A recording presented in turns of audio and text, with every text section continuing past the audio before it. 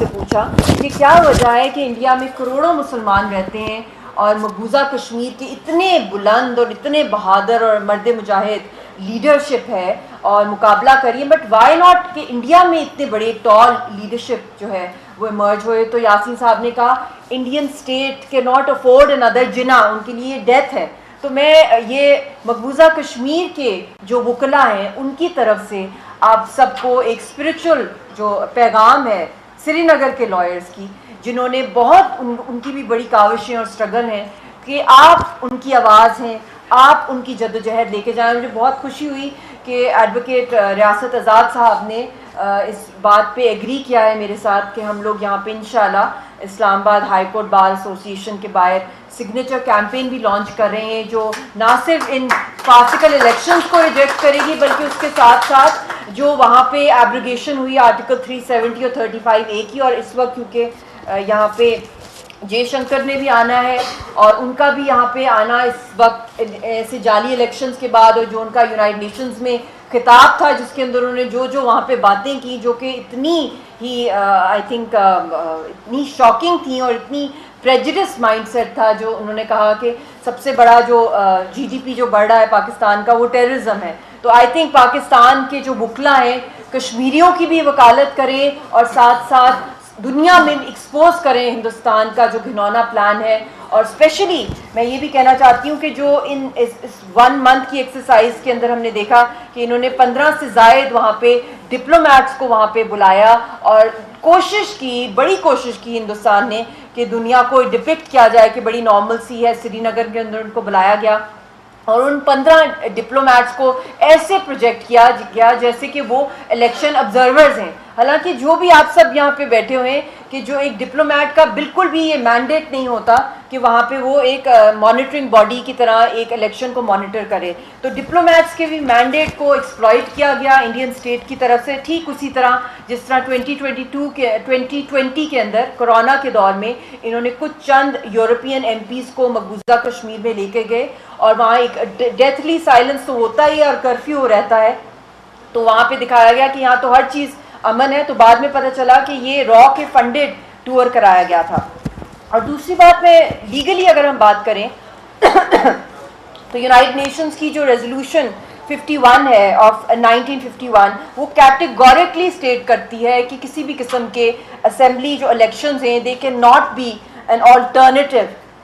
To the UN administered plebiscite۔ اور اس کے ساتھ ساتھ یہ بھی میں کہنا چاہتی ہوں کہ نہ صرف آکوپیشن ہے یہاں پہ بلکہ ان پپیٹ اسمبلیز کے تھرو جو کام کیا گیا ہے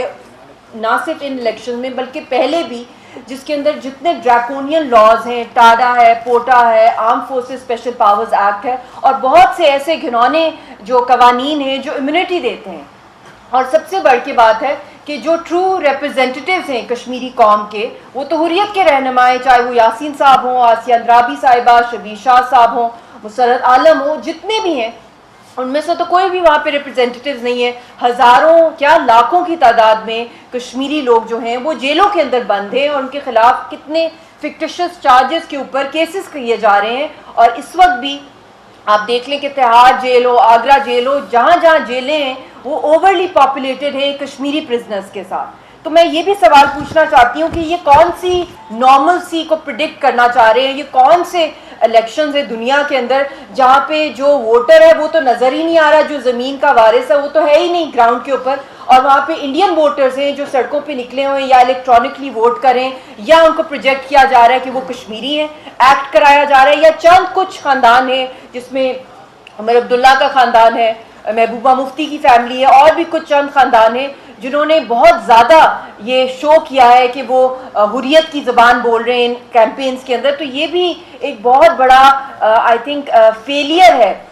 ان پپٹس کا، انڈین پپٹس کا، جنہوں نے اپنی الیکشن کیمپینز جتنی بھی کی ان میں انہوں نے یہی کہا کہ جی ہم تو سارے حریت رہنماؤں کو ریلیز کریں گے، ہم اسٹیٹ ہوڈ ریسٹور کریں گے، ہم آرٹیکل 370 کو ریورس کروائیں گے۔ تو یہ کیسے کر سکتے ہیں؟ دا مومنٹ یہ الیکٹ ہوئے ہیں، آج کی جو ان کی سٹیٹمنٹس ہیں کہ 100 سال تک بھی جو ہے وہ آرٹیکل 370 کو ہم ریورس نہیں کر سکتے، اسٹیٹ ہوڈ کی ہم بات کر سکتے ہیں، مگر جو بات آن گراؤنڈ جو عوام کے سینٹیمنٹس ہیں وہ حریت کے سینٹیمنٹ سے وہ ہر اس ایکشن کو نگیٹ کرتے ہیں جو انڈین کی آکوپیشن، چاہے وہ انڈین آرمی کی صورت میں ہو، چاہے وہ انڈین پبلک کی صورت میں ہو، اس کو وہ ریجیکٹ کرتے ہیں. اور اس کے ساتھ میں یہ بھی کہنا چاہتی ہوں کہ اس وقت جس تیزی کے ساتھ نسل کشی کے ساتھ وہاں پہ پاپولیشن سینسس کو چینج کیا جا رہا ہے، ڈیموگرافک چینجز کو لایا جا رہا ہے دن بدن، یہ نہ ہو کہ ایک آدھ سال میں ریاست صاحب کہ یہ نہ ہو کہ ہم اتنی تیزی سے وہ پاپولیشن چینج کر رہے ہیں کہ پھر جب وہ میجورٹی میں جو 50 لاکھ انڈینز ہیں کل ایک آدھ سال میں 1 کروڑ وہ وہاں سیٹل کر دیں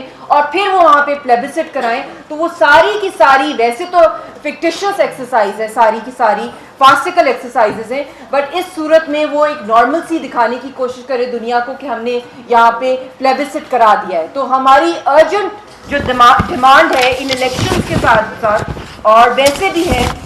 کہ جو ایکشنز انڈیا نے وہاں پہ لیے ہیں ان کی ریورسل کی ڈیمانڈ ہے. اس کے ساتھ ساتھ de weaponization, de militarization, shunning of all draconian laws جو وہاں پر ہیں، اور release of all Kashmiri political prisoners and to have the UN observers to be there, fact finding missions, کیونکہ ان الیکشنز میں کہیں بھی الیکشن دنیا میں ہوتے ہیں تو الیکشن مانیٹرنگ باڈیز آتی ہیں، وہاں پہ انٹرنیشنل آرگنائزیشنز آتی ہیں. بے شک ایک چند ڈپلومیٹس کو تو انہوں نے بلا لیا، بٹ ایک امریکن ڈپلومیٹ بھی وہاں پہ تھے، مگر ان سے کوئی پوچھتا کہ آپ تو یہاں پر آ گئے ہیں مگر